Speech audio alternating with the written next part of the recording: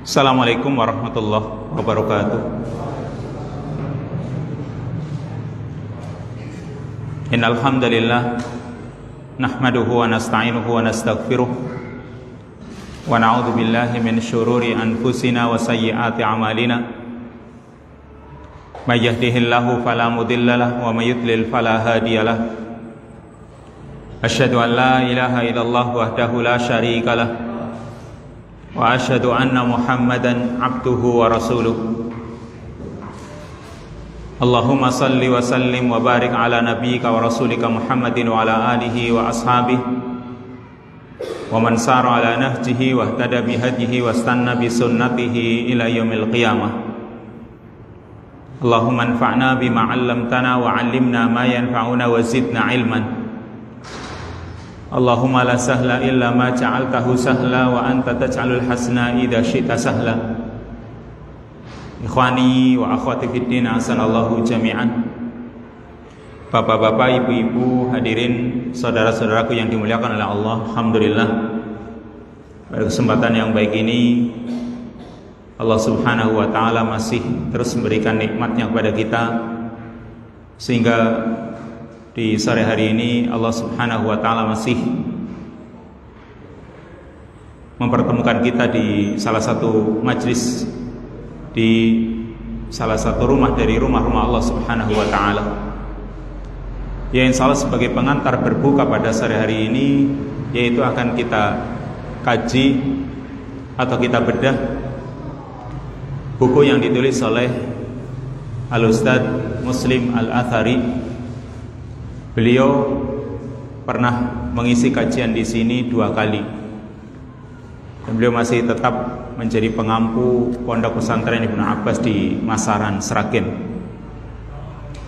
yang insya Allah ini buku beliau mengumpulkan hadis-hadis yang ada tentang keutamaan sholat berjamaah di masjid. Ini buku sebenarnya saya bagikan gratis, cuma kalau khawatirnya besok untuk yang akan datang juga masih kita bahas buku ini. Jadi sebaiknya kalau misalnya ditinggal lebih baik. Artinya biar besok dibaca lagi, karena kalau sekarang dibawa ke rumah biasanya sampai di rumah nggak pernah dibaca. Makanya kita kaji di sini biar kita itu mengambil manfaatnya. Karena kalau dibawa oleh panjenengan ke rumah belum sempat dibaca, saya yakin sampai kapanpun nggak akan pernah dibuka. Tapi beda kalau kita itu mempelajarinya di sini, kita sambil membacanya, menerangkan barangkali yang belum bisa dipahami, nah itu lebih baik. Jadinya kita itu bisa mendapatkan ilmunya, kemudian juga manfaat buku itu. Jadi mungkin kalau nanti dikumpulkan kembali tidak masalah. Mungkin untuk 2 pekan yang akan datang silahkan, kalau sudah dikaji 2 kali, karena kajian Sabtu yang akan datang mungkin ustadz yang lain. Tapi Sabtu berikutnya insya Allah kita kaji kembali buku ini, karena nggak mungkin selesai. Sekarang kita kaji buku ini nggak selesai. Mungkin akan kita kaji di Sabtu yang akan datang lagi. Makanya kalau sekarang dibawa ya besok kayaknya nggak dibawa gitu. Karena kalau panjenengan kesini bawa buku kayaknya juga nggak mungkin gitu. Makanya lebih baik ditinggal buku itu, kemudian besok untuk 2 pekan yang akan datang itu buku itu silahkan dibawa bagi yang menginginkan, bagi yang merasa oh ternyata butuh ya dari ilmu yang disampaikan oleh muallif, yaitu Al-Ustadz Muslim Al-Athari. Intinya tentang masalah sholat berjamaah. Melihat dari muqaddimah yang ada di halaman 7 ya, beliau menjelaskan bahwasanya keselamatan manusia itu dengan beribadah kepada Allah Subhanahu wa taala, tidak menyekutukannya. Dan ini tujuan diciptakannya manusia, untuk beribadah kepada Allah dan tidak syirik. Karena Allah Subhanahu wa taala berfirman, "Wa ma khalaqtul jinna wal insa illa liya'budun." Tidaklah aku ciptakan jin dan manusia kecuali supaya beribadah. Tapi ibadah itu dibutuhkan adanya 2 syarat, yaitu syarat pertama ikhlas. Kemudian Dikatakan di sini ibadah itu juga harus dilakukan dengan mengikuti sunnah Nabi Muhammad SAW. Jadi di samping keikhlasan, yaitu beribadah hanya kepada Allah Subhanahu wa Ta'ala, juga mengikuti sunnah Nabi. Ini dua syarat yang tidak bisa ditawar. Supaya ibadah kita diterima oleh Allah Subhanahu wa Ta'ala, tidak hanya sekedar ikhlas, tapi juga butuh mengikuti Nabi SAW. Tidak boleh menyelisih perintah beliau. Karena dikhawatirkan, di halaman yang ke-8, dikhawatirkan orang itu malah mendapatkan bencana ketika menyelisihi perintah Nabi SAW. Di orang yang beribadah tanpa dasar perintah bukan cuma sekedar tidak diterima, tapi itu bisa membawa petaka. Karena Allah Ta'ala berfirman, "Falyahdharil ladzina yukhalifuna an amrihi an tusibahum fitnatun aw yusibahum adzabun alim." Maka hendaklah orang-orang yang menyelisih perintahnya, yaitu perintah Rasul, takut akan ditimpa cobaan atau ditimpa azab yang pedih. Termasuk ibadah yang terbesar setelah syahadatain, yaitu iqamatus shalah, mendirikan salat. Karena salat itu merupakan imaduddin, tiang agama, termasuk rukun Islam yang kedua, termasuk amalan yang besar. Maka seorang mukmin itu harus jelas tadi berusaha untuk melakukannya sesuai dengan sunnah Nabi SAW. Termasuk salat 5 waktu, yaitu permasalahan salat berjamaah, yang ini insya Allah akan dibawakan hadis-hadisnya di dalam buku yang beliau tulis di sini. Jadi ini buku berisi tentang hadis-hadis keutamaan salat berjamaah, yang berisi 40 hadis, cukup banyak ini. Makanya akan kita mencoba mengkaji hadis-hadis yang ada. Semoga dari satu hadis saja sudah terdorong, alhamdulillah, atau hadis berikutnya dan berikutnya. Kita mulai dari hadis yang pertama di halaman 10. Hadis-hadis tentang keutamaan salat berjamaah di masjid. Hadis yang pertama, bahwa masjid adalah tempat yang paling dicintai oleh Allah. Ini pertama nih.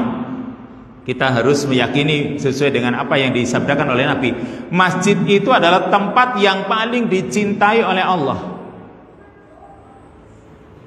Yaitu berdasarkan hadis Abu Hurairah, an Abi Hurairah radhiyallahu anhu, anna Rasulullah sallallahu alaihi wasallam qala, ahabbul biladi ilallahi masajiduha wa abghadul biladi ilallahi aswaquha. Ahabbul biladi ilallah, tempat atau negeri, kalau di situ diartikan lokasi kota. Ahabbul biladi ilallah, tempat yang paling dicintai oleh Allah di bumi ini adalah masjid-masjidnya. Wa abghadul biladi ilallahi aswaquha, dan tempat yang paling dibenci oleh Allah adalah pasar-pasarnya. Sekarang kita tanyakan pada diri kita, dari tempat yang ada di bumi ini, kita lebih menyukai pasar atau masjid? Ya, banyak orang lebih menyukai pasar daripada masjid, apalagi pedagang ya. Kalau masjid itu, kalau rasanya, kalau di masjid itu rasanya itu bikin nggak betah. Tapi kalau di pasar betah, berarti dia lebih betah untuk berada di tempat yang paling tidak disukai oleh Allah Subhanahu wa Ta'ala. Maka perhatikan hadis ini ya. Kita mencoba merenungi hadis ini, bahwa kita ketahui yang namanya masjid itu kan rumahnya Allah ya. Masjid itu buyutullah, rumah-rumahnya Allah, sebagaimana yang Allah firmankan dalam surat Al-Jin, wa annal masajida lillahi fala tad'u ma'allahi ahadan. Sesungguhnya masjid-masjid itu adalah lillah, milik Allah. Wa annal masajida lillah, sesungguhnya masjid-masjid itu milik Allah. Maka ketika masjid itu disandarkan kepada Allah Subhanahu wa Ta'ala, tentu karena masjid itu sesuatu yang disukai olehnya. Jadi ada kaidah-kaidah di dalam ayat-ayat Al-Quran. Ketika sebuah perkara disandarkan kepada Allah, Allah mengaku memilikinya gitu. Jadi sesuatu disandarkan kepada Allah Subhanahu wa ta'ala, berarti karena sesuatu itu dicintai oleh Allah. Apalagi yang namanya masjid itu adalah tempat beribadah, tempat menjalankan ketaatan, tempat di mana nama Allah Subhanahu wa ta'ala disebut-sebut, dimuliakan, sebagaimana Allah terangkan di dalam surat An-Nur, fi buyutin adinallahu an turfa wa yudhkara fiha ismuhu fiha bil huduwi wal asal.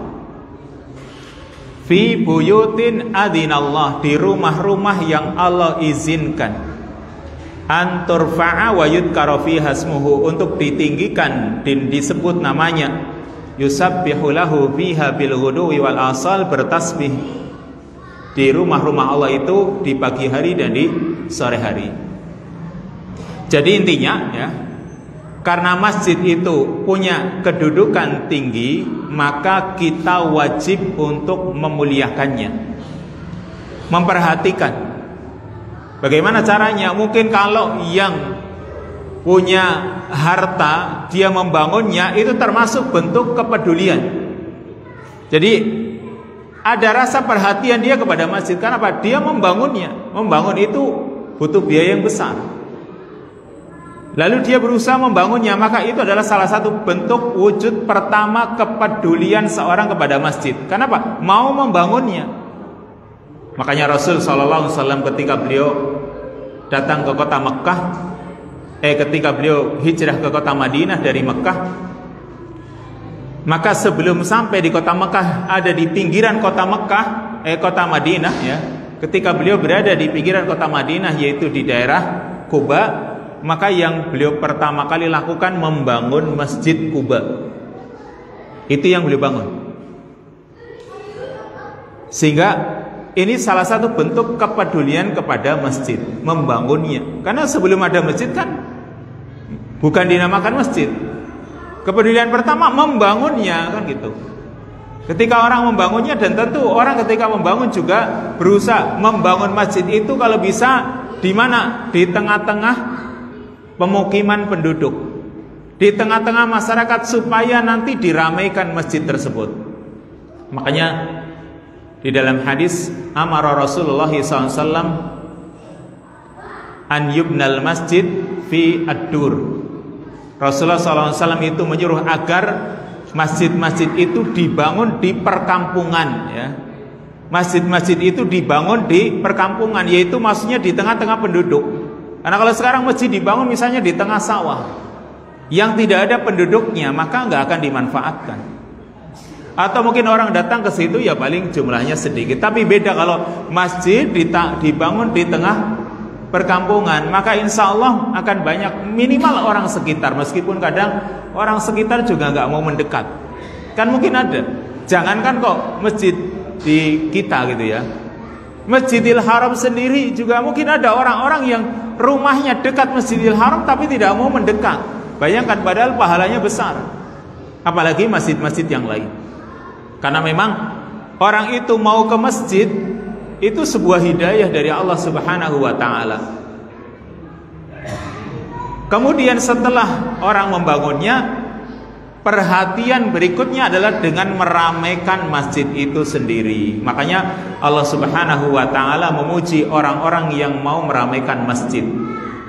Di dalam surat At-Taubah Allah mengatakan, innama ya'muru masajidallah man amana billahi wal yaumil akhir wa aqamas shalah wa ataz zakah wa lam yakhsha illallah. Sesungguhnya yang meramaikan masjid-masjid Allah ialah hanyalah orang yang beriman kepada Allah dan hari akhir, mau mendirikan salat, mau menunaikan zakat dan lain sebagainya. Ini hadis yang pertama. Ahabbul biladi ilallahi masajiduha wa abghadul biladi ilallahi aswaquha. Tempat yang paling dicintai oleh Allah adalah masjid-masjidnya, dan tempat yang paling dibenci oleh Allah adalah pasar-pasarnya.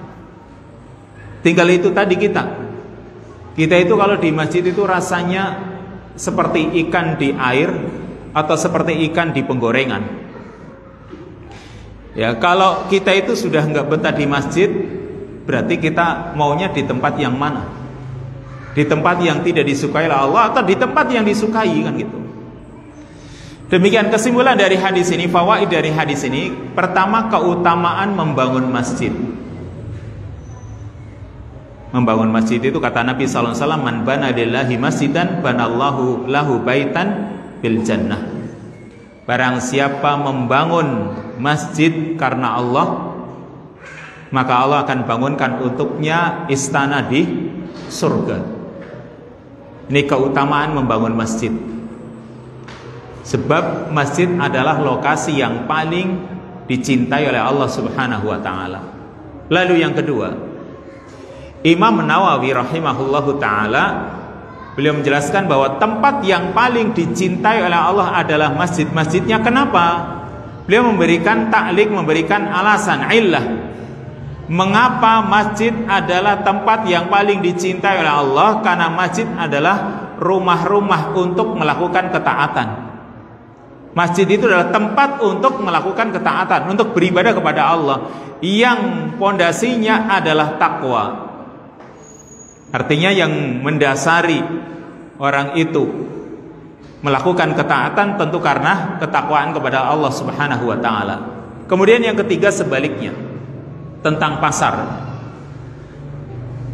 Imam Nawawi rahimahullah taala juga menjelaskan bahwa tempat yang paling dibenci oleh Allah adalah pasar-pasarnya. Kenapa? Kenapa pasar itu menjadi tempat yang paling dibenci oleh Allah Subhanahu wa taala? Karena pasar adalah tempat penipuan. Orang itu banyak menipu di mana? Kebanyakan di pasar. Tempat membuat tipu daya, makar.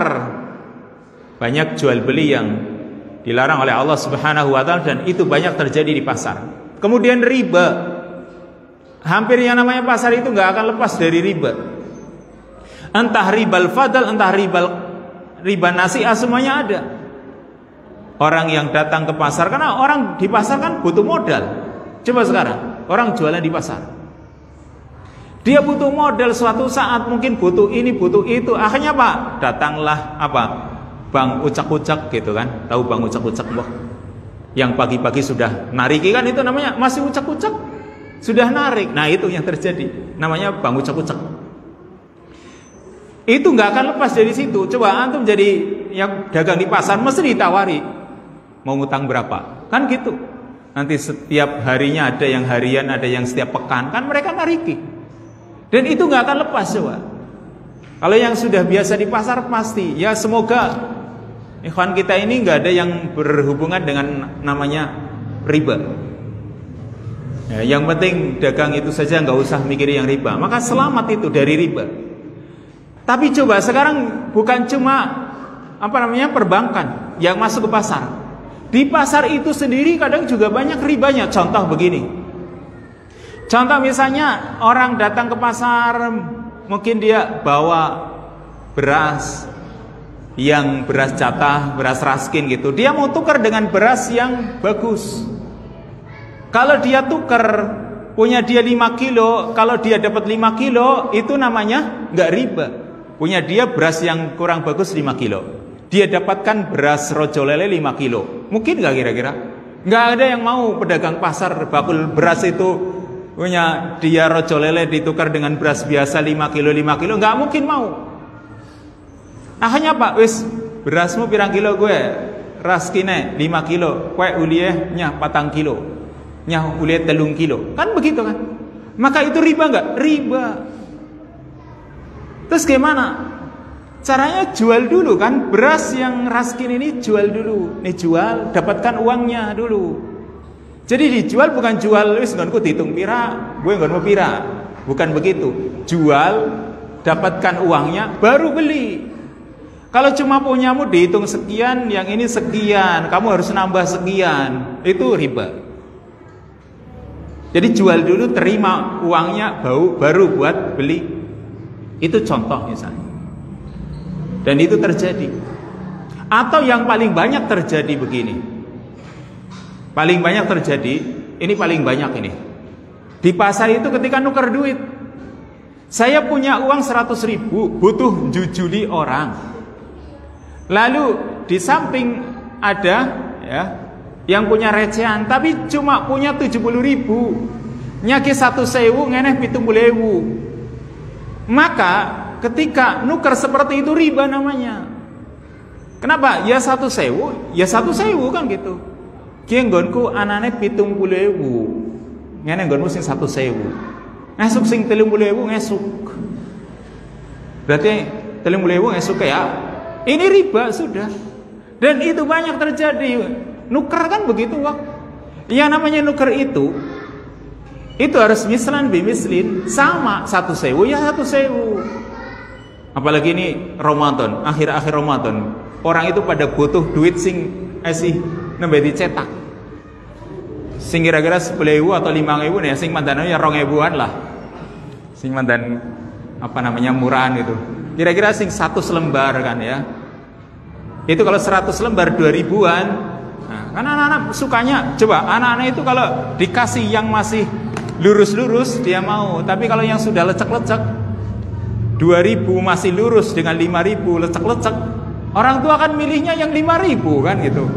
Anak-anak gak maunya yang lurus-lurus, sehingga orang tuanya pada nyari kertas uang yang masih mulus-mulus kan gitu. Nah, hanya yang terjadi mereka nuker.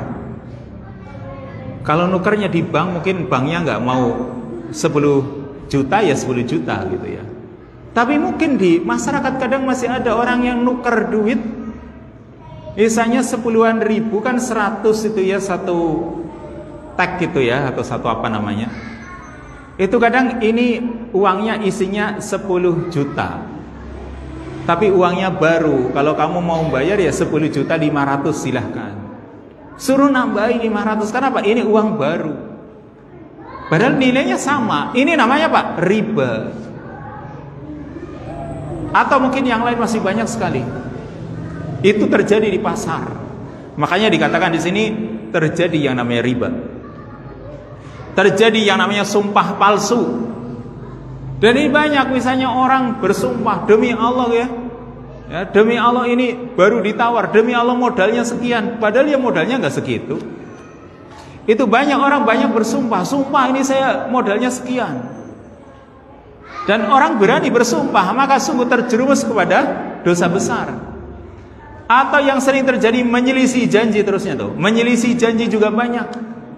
Pesen barang, ya katanya sekarang, lalu nggak bisa.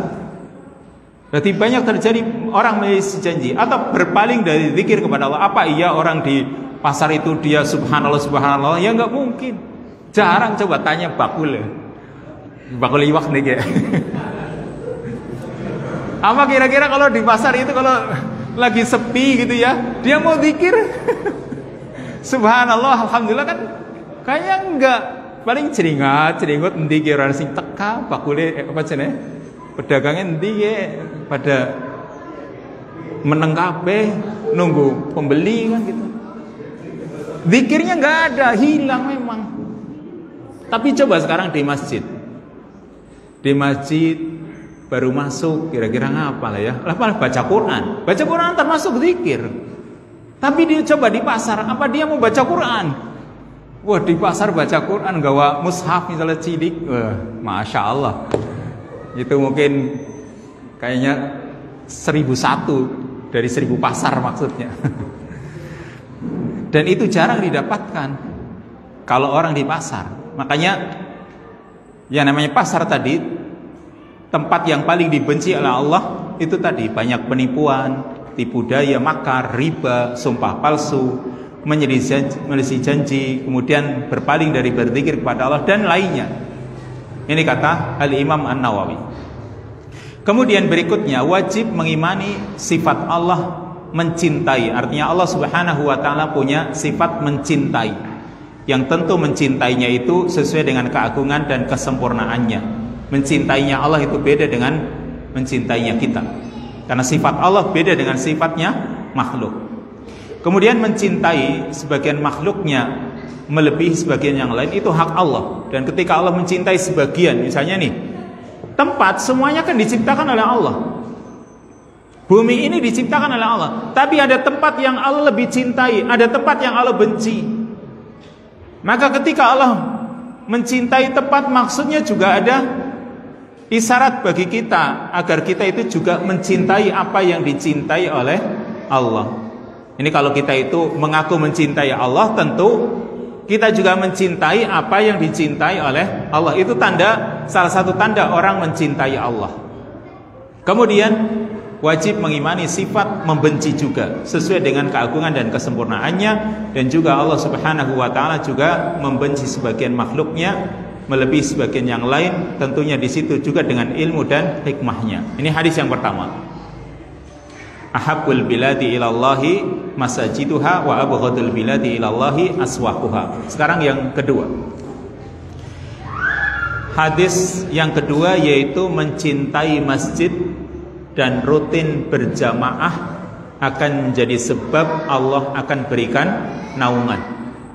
Mencintai masjid dan rutin berjamaah menjadi sebab naungan Allah Subhanahu wa taala. Hadisnya ini hadis yang masyhur, yaitu an Abi Hurairah radhiyallahu anhu anin Nabi sallallahu alaihi wasallam qala sab'atun yudhilluhumullahu fi dhillihi yauma la dhilla illa dhilluh. 7 golongan yang Allah akan memberikan naungan kepada mereka di dalam naungannya di hari ketika itu tidak ada naungan kecuali naungannya. Yang pertama yaitu al-imamul adil, seorang imam yang adil. Yang kedua wasyabun nasya'a fi ibadatillah, pemuda yang tumbuh di dalam beribadah kepada Rabb-nya, kepada Tuhannya.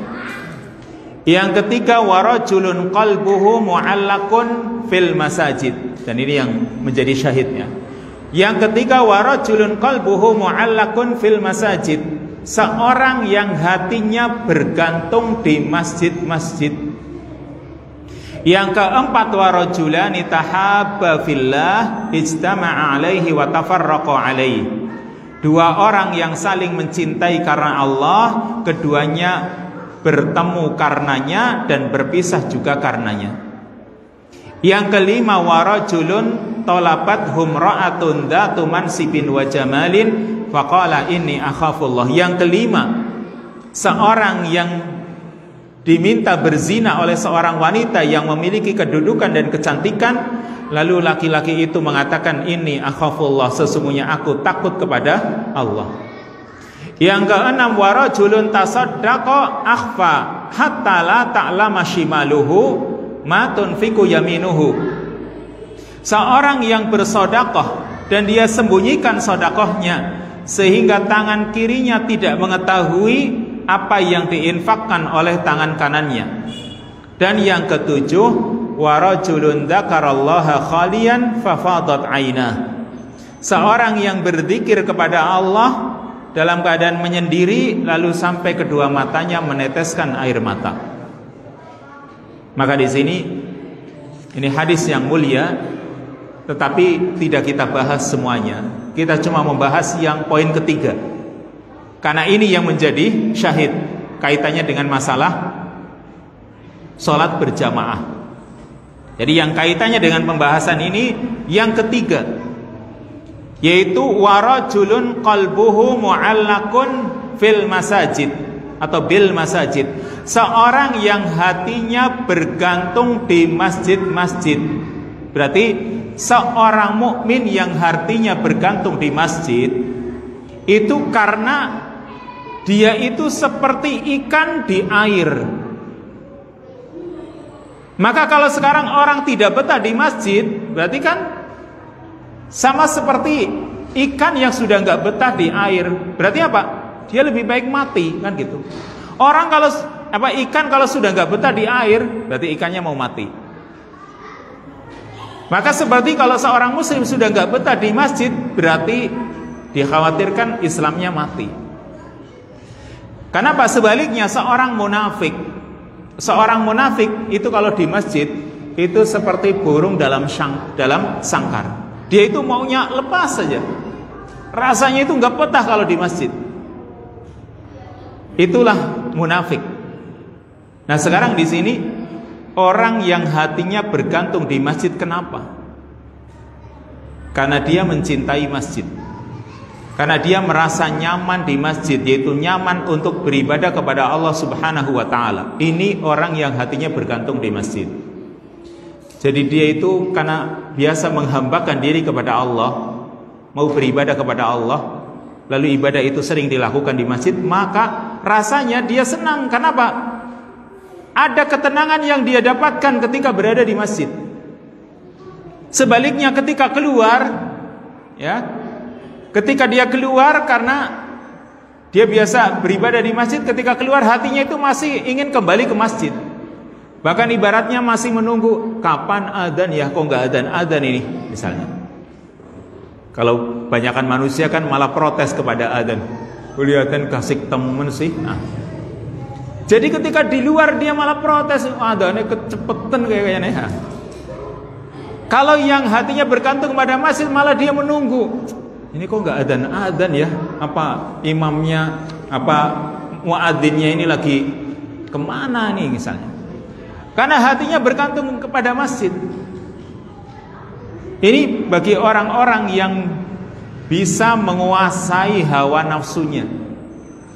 Orang mengarahkan hawa nafsunya untuk ketaatan kepada Allah Subhanahu wa taala. Ini yang Allah katakan di dalam ayatnya, rijalun la tulhihim tijaratun an rijalun la tulhihim an dzikrillah, atau rijalun la tulhihim tijaratun wala bai'un an dzikrillah.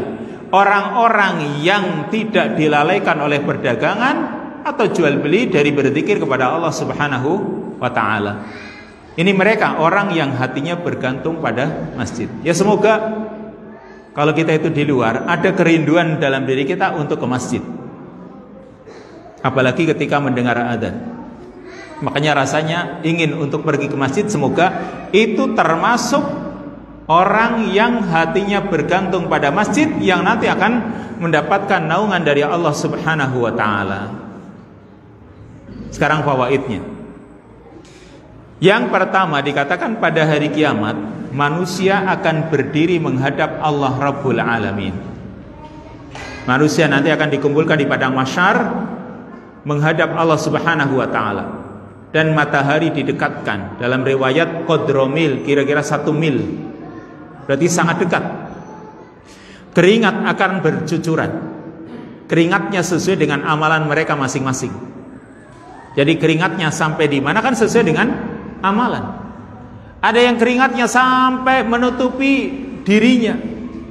Ya, karena mungkin dulu amalannya banyak amalan-amalan maksiatnya, sehingga harus mengeluarkan keringat sampai menutupi dirinya.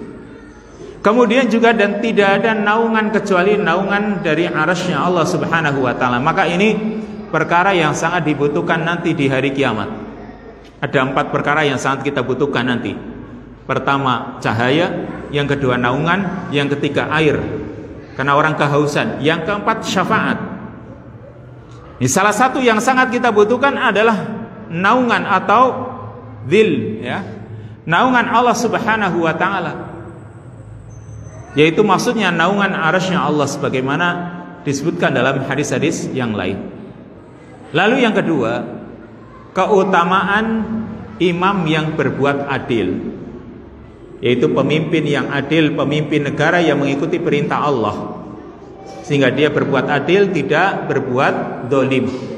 Dikatakan di sini disebutkan pertama kali.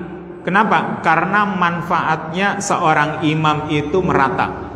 Jadi imamun adil, seorang imam yang adil, dia yang pertama kali mendapatkan naungan dari Allah Subhanahu wa taala karena manfaat yang muncul dari dia itu merata untuk banyak manusia.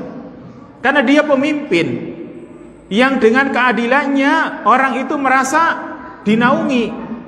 Karena sebab keadilan pemimpin ini banyak orang mendapatkan naungan dari dia, sehingga dia nanti pun di akhirat pantas untuk mendapatkan naungan Allah karena dia biasa menaungi manusia.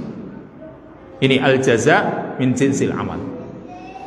Yang ketiga, keutamaan pemuda atau pemudi yang menetapi ibadah. dan mampu mengendalikan syahwatnya. Artinya, jika seorang anak yang tumbuh besar dalam lingkungan beribadah kepada Allah, tidak banyak mengenal syirik, tidak banyak mengenal kemaksiatan, maka semoga dia itu termasuk pemuda yang nanti akan mendapatkan naungan dari Allah. Yang keempat, keutamaan mencintai masjid dan menetapinya. Maksudnya tetap berada di masjid, atau orang suka untuk berada di masjid, terutama untuk sholat berjamaah.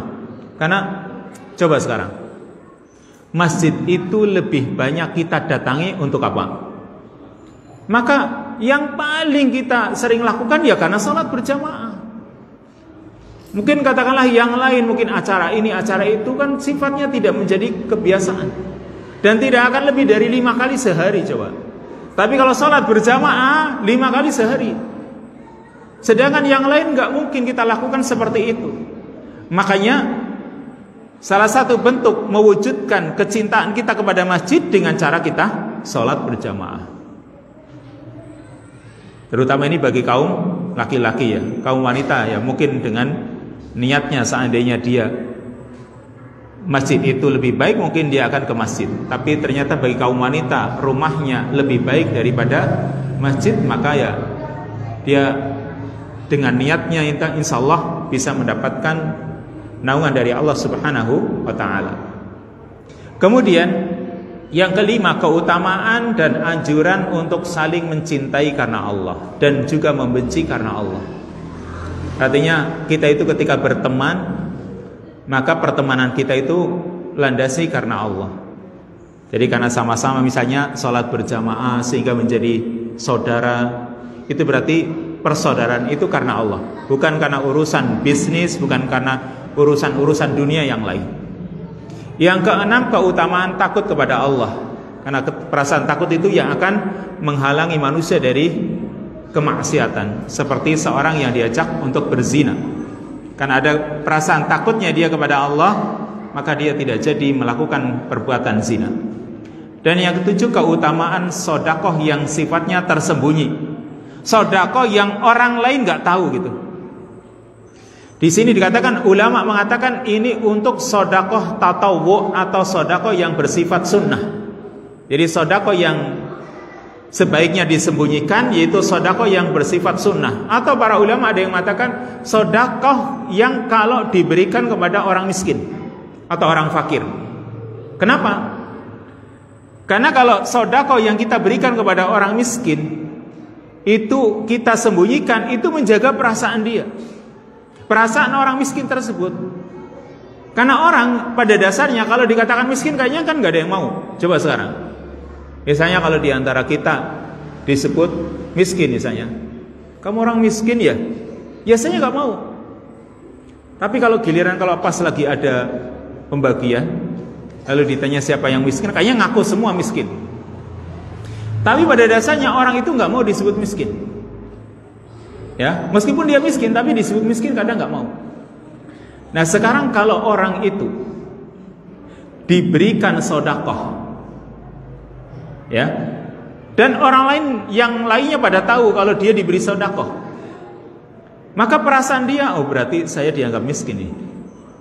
Dan dia kadang nggak mau, meskipun menerimanya senang, tapi dianggap miskinnya nggak mau. Sehingga kalau diberikan sedekah itu dalam apa namanya, sembunyi-sembunyi, dengan cara sembunyi-sembunyi, sehingga orang lain nggak tahu kalau orang ini diberi sedekah, maka itu salah satunya dalam rangka menjaga perasaan orang miskin tersebut.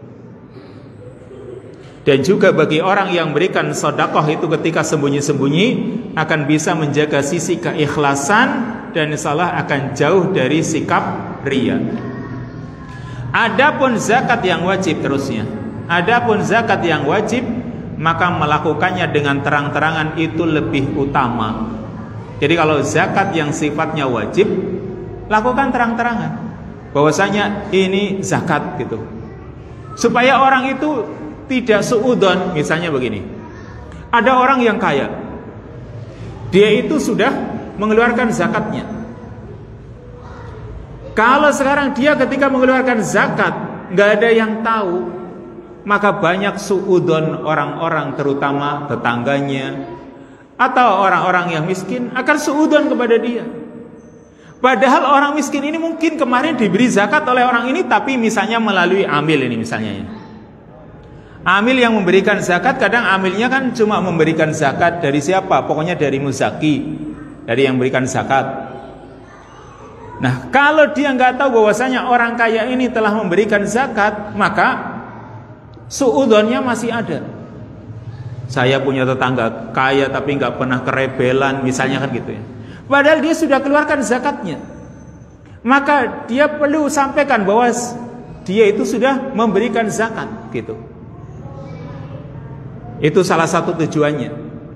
Apalagi kalau tujuan yang lain supaya orang juga mau mengikuti dirinya, bahwa dia sudah mengeluarkan zakatnya supaya yang lain juga mau mengeluarkan zakatnya. Maka dia menjadi contoh dan berikan contoh kepada orang lain yang belum mengeluarkan zakat sehingga mau meniru dirinya. Maka yang mengeluarkan zakat ini mendapatkan pahala orang-orang yang juga mengeluarkan zakat karena sebab mencontoh dirinya.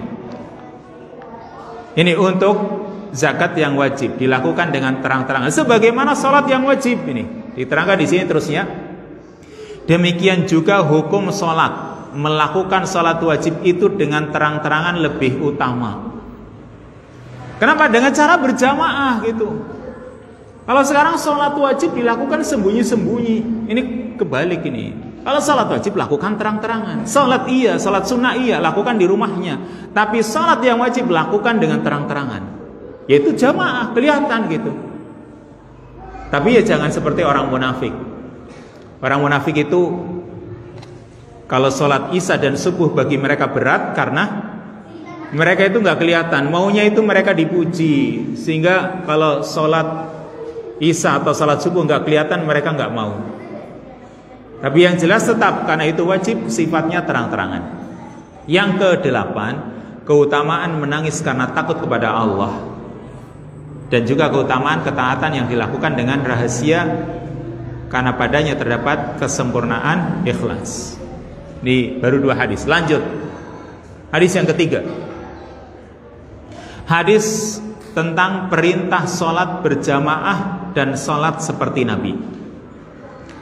Hadisnya hadis Malik bin Al-Huwairis. Ini hadis yang di kajian subuh diulang-ulang ini. Malik bin Al-Huwairis, yaitu an Abi Kilabah qala haddatsana Malik. Malik di sini maksudnya Malik bin Al-Huwairis. Ataina ila Nabi sallallahu alaihi wasallam wa nahnu syababatun mutaqaribun fa aqamna indahu 20 yauman wa lailah. Saya artikan dulu ya. Hadis yang diriwayatkan oleh Abu Kilabah dari Malik, ini sahabat Malik bin Al-Huwairis. Dia menuturkan, kami datang menemui Nabi sallallahu alaihi wasallam dan kami adalah syababah, anak-anak muda yang sebaya umurnya. Jadi mereka itu masih muda. Ya, dalam riwayat berjumlah sekitar 20 orang. Atau mungkin kurang dari itu. Fa aqamna indahu 20 yauman wa lailah. Maka kami tinggal di tempatnya Nabi selama 20 hari 20 malam. Ini berarti mereka belajar dengan Nabi selama 20 hari 20 malam, seperti daurah ya. Daurah langsung dari sumbernya, yaitu Nabi sallallahu alaihi wasallam. Wa kana Rasulullah sallallahu alaihi wasallam rahiman rafiqan. Dan Rasulullah sallallahu alaihi wasallam adalah seorang yang penyayang serta lembut. Falamma dhanna anna qad ishtahaina ahlana, maka ketika beliau mengira bahwasanya kami itu sudah rindu dengan keluarga kami, au qad ishtaqna, atau kami sudah kangen ya, sa'alana amman tarokna, maka beliau bertanya kepada kami tentang orang-orang yang kami tinggalkan. Fa akhbarnahu, maka kami beritahukan kepada Nabi. Ya salah gini, kalau kita itu ya, kalau kita itu sedang menyukai sesuatu, ya, kalau kita itu sedang menyukai sesuatu, atau kita itu rindu, kangen dengan sesuatu, kemudian ada orang yang bertanya kepada kita tentang sesuatu yang kita sukai tadi, atau sesuatu yang kita rindu, maka kita itu langsung mengungkapkannya.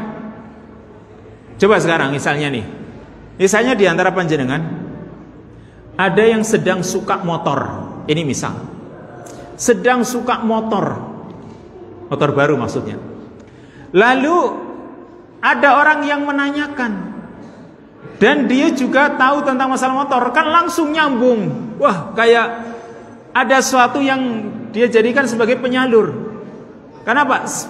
Dia sedang menyukainya, ada orang yang sedang membahasnya, kan lagi senang-senangnya kan gitu ya. Maka dia akan ungkapkan. Maka seperti itu pula di sini. Ketika Malik bin Al-Huwairis dan teman-temannya itu sudah ada kerinduan kepada keluarga, kok ditanyakan oleh Nabi SAW, maka kata Malik, fa akhbarnahu, kami beritahukan kepada Nabi. Qala, Nabi pun mengatakan, irji'u ila ahlikum fa'aqimu fihim wa'allimuhum wa muruhum. Pulanglah kalian ke keluarga kalian. Fa'aqimu fihim, maka dirikanlah salat di tengah-tengah mereka. Wa'allimuhum, ajari ilmu mereka. Wa muruhum, perintahkan mereka. Wa dzakara asya ahfaduha aw la ahfaduha. Dan beliau menyebutkan banyak hal, baik yang aku hafal atau yang tidak aku hafal. Wa sallu kama ra'aitumuni usalli. Dan salatlah sebagaimana kalian melihatku salat. Fa idza hadaratis shalah falyu'adzin lakum ahadukum wal ya'ummakum akbarukum. Jika waktu salat telah tiba, maka hendaklah salah seorang dari kalian mengumandangkan adzan, dan yang paling tua dari kalian itu menjadi imam. Sebelum kita baca fawaidnya, perlu dijelaskan sedikit ini, terutama yang menjadi syahid atau kalimat sebelumnya tadi. Jadi perhatikan di sini dari kalimat irji'u ila ahlikum. Pulanglah kalian ke keluarga kalian. Lalu ajari mereka ilmu. Maka perhatikan di sini, mereka ini belajarnya cuma 20 hari. Ya, mereka ini belajarnya enggak lama, cuma 20 hari. Tapi diberi tugas oleh Nabi untuk berdakwah. Kira-kira bisa dibayangkan, orang belajar dari Nabi cuma 20 hari, terus suruh dakwah. Sekarang bandingkan dengan panjenengan semua. Jenengan semua itu ngaji sudah bertahun-tahun, tapi suruh dakwah, kira-kira mau nggak ya? Ini 20 hari loh, ya, 20 hari belajar dari Nabi, suruh apain? Suruh ajarkan ilmu kepada masyarakatnya.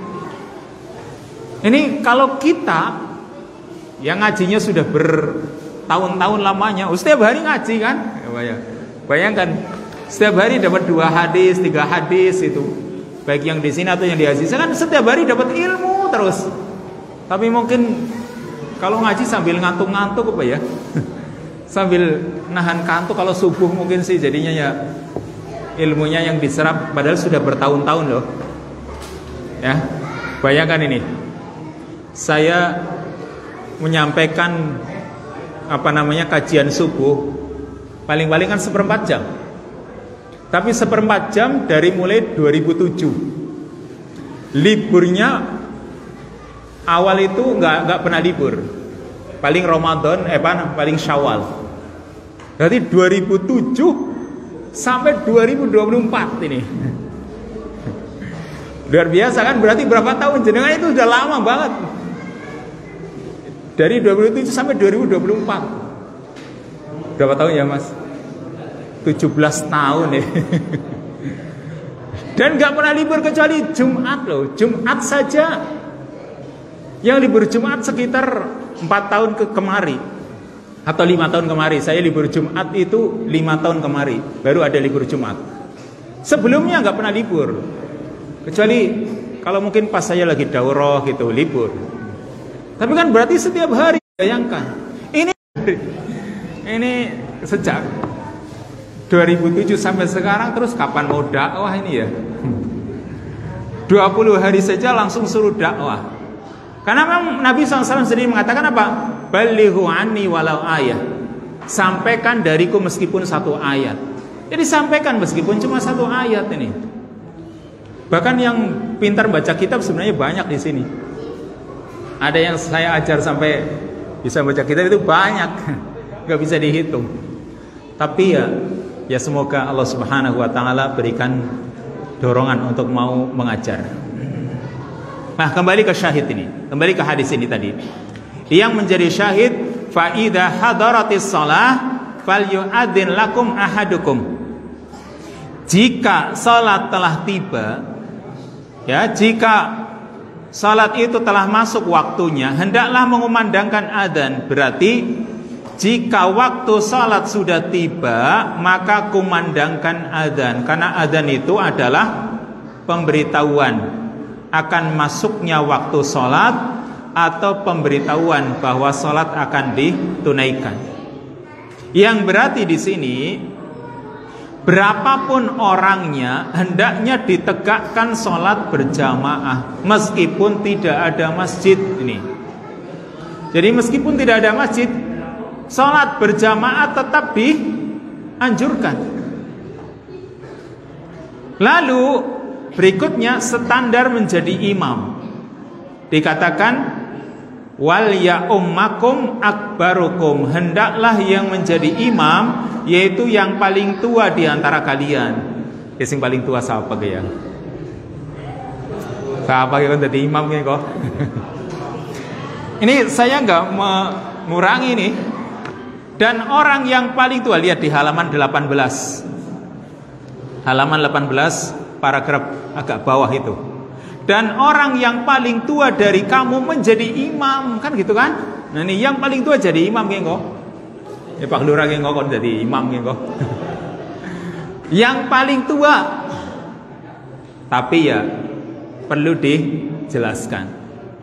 Maksudnya yang paling tua itu karena mereka ini, Malik bin Al-Huwairis ini, ya, bersama orang-orang yang memang mereka dari segi hafalan Qur'annya sama, dari segi ilmu agamanya sama. Jadi maksudnya pertama, standar pertama kan yang jadi standar yaitu bagaimana hafalan Qur'annya. Yang paling banyak dia yang jadi imam. Lalu kalau hafalan Qur'annya sama, baru standar kedua yang paling banyak pengetahuan tentang sunnahnya. Kalau pengetahuan sunnahnya ini semuanya sama, nah baru standar ketiga yang paling tua usianya. Ini maksudnya di sini karena mereka Malik bin Al-Huwairis ini mereka rata-rata baru belajar dari Nabi sehingga ilmu mereka kira-kira sama. Maka karena dari segi ilmu sama, makanya tinggal mencari dari faktor usia, yaitu yang paling tua. Ini yang harus dipahami dari hadis ini. Nanti kalau dipahami berarti yang paling tua ini, boleh sing paling tua. Ini standar yang ketiga. Setelah standar yang pertama, yang kedua dan yang ketiga. Masih lanjut. Kesimpulannya dulu. Kesimpulan yang pertama halaman 18, fawaid, kewajiban dan keutamaan menuntut ilmu agama kepada para ulama. Itu karena Nabi SAW adalah yang mendapatkan wahyu, maka para sahabat menimba ilmu dari beliau. Yang kedua, semangat para sahabat untuk rihlah, yaitu melakukan perjalanan untuk menuntut ilmu. Ini Malik bin Al-Huwairis dan teman-temannya ini datang kepada Nabi dari tempat yang jauh, harus melakukan safar. Tapi mereka semangat. Yang ketiga, Rasulullah SAW adalah seorang yang pengasih dan lembut. Artinya beliau melihat kondisi para sahabatnya ketika mereka sudah rindu dengan keluarganya. Nabi tahu, maka jangan dipaksa. Ya, demikian pula seorang imam nih. Kira-kira kalau jamaahnya itu kalau dibacakan satu halaman wis pada mutah, ya setengah halaman baik. Kan begitu, Mbak? Tapi kalau setengah halaman aja masih kurang aja, maunya kulhu. Aduh. Ini perlu di briefing lagi jamaahnya, berarti perlu dikasih kultum. Jadi kalau mungkin kalau satu halaman atau mungkin misalnya nih, satu malam taraweh, satu juz, itu berarti karena memang jamaahnya pilihan. Jadi ini anak-anak pilihan atau jamaah pilihan nih. Tapi kadang kan jamaah itu bukan orang-orang pilihan juga, sehingga kadang juga memilih imam. Ke imamnya dawa ke bacaannya karena pendek, aku milih sing pendek. Kan mungkin ada yang seperti itu. Karena sama saja imamnya masjid sini, masjid sana ya juga pada baik ganti-ganti. Oh, kalau begitu milih sing pendek-pendek. Imam dia nang kene, oh berarti melu. Dia nang kana melu anak. Berarti di sini perlu di briefing ini lagi. Bahwasanya yang namanya imam itu diikuti. Mungkin kecintaan kita itu butuh ditumbuhkan kepada Quran. Sehingga kalau imamnya membaca panjang, justru malah dia senang. Nah ini berarti kecintaan kepada Quran ada. Tapi kalau panjang terus merasa dia tertekan, padahal panjangnya belum begitu panjang lah. Paling baru 1 halaman. Itu sudah merasa kepanjangan. Wah ini berarti hatinya itu butuh dibersihkan kembali dari hawa nafsunya. Lanjut yang keempat, kewajiban penuntut ilmu kembali ke daerahnya untuk mengajarkan agama dan kepada masyarakatnya. Ini penting nih. Kewajiban penuntut ilmu kembali ke daerahnya. Jadi Malik bin Al-Huwairis ini kembali ke kampung halamannya. Karena Pak, putra daerah itu lebih paham dengan masyarakatnya dibanding orang lain.